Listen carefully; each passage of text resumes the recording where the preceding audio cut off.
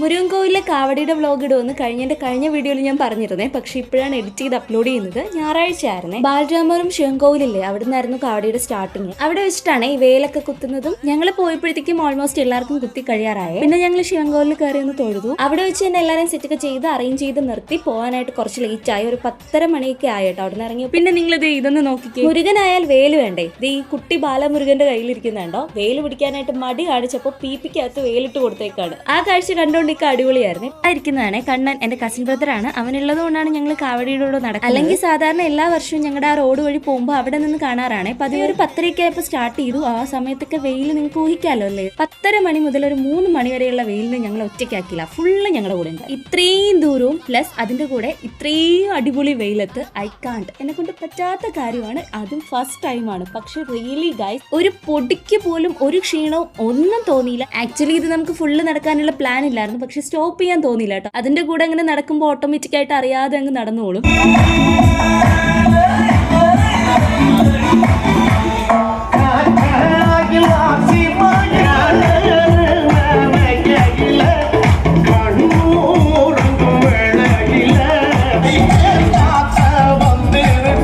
നടന്നപ്പോ ഒരു ക്ഷീണവും ഒന്നുമില്ലെങ്കിലും നമ്മുടെ സൂര്യൻ ഉണ്ടായതുകൊണ്ട് ടാൻ അടിച്ചത് നന്നായിട്ട് അറിഞ്ഞിട്ടുണ്ട് കേട്ടോ.